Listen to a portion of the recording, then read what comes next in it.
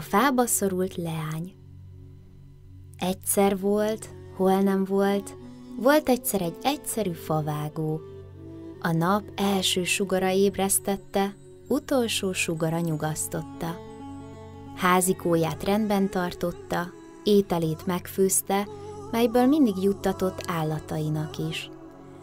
Amikor a nap a legmagasabban járt az égen, fának támasztotta hátát, kanyarintott egyet kenyeréből kutyájának, majd jóízű szendergésnek adta át magát.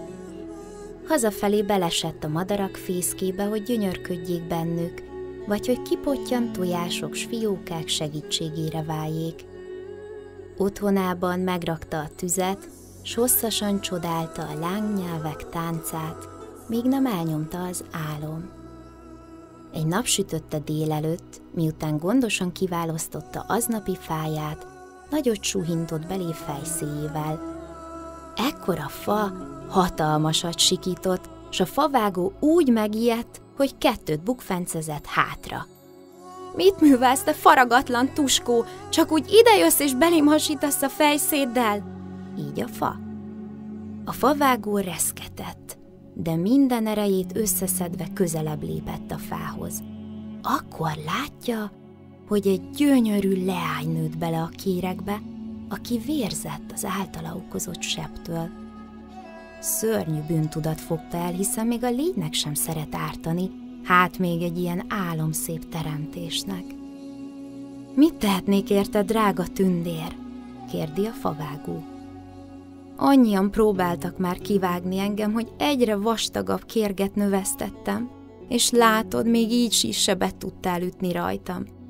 Nem szeretnék többé így élni, kérlek, faragd le rólam a fát. Látom, finom ember vagy, talán neked sikerül, de vigyázz, a húsomat meg ne vágd, mondja a leány. Több sem kellett a favágónak, 7 napon és 7 éjjelen át bontogatta, hántolgatta, pucolgatta őt. Nagyon vigyázott rá, ahogy kérte. Minél közelebb ért a húsához, annál lassabbak és óvatosabbak lettek a mozdulatai.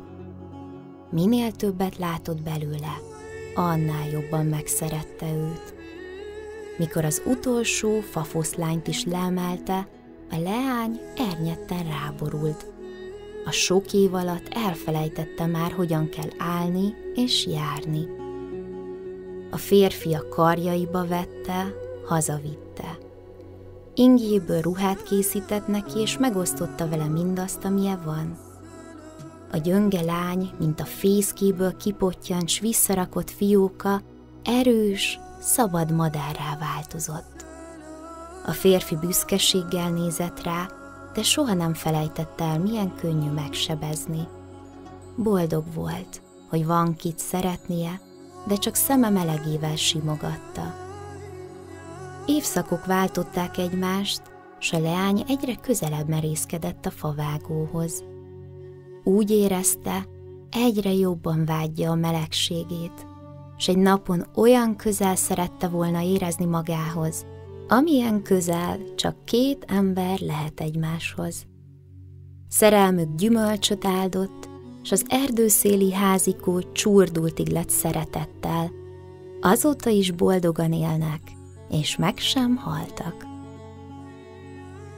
A szerző gondolataiért és további mesékért látogass el a www.szunyikitti.hu weboldalra.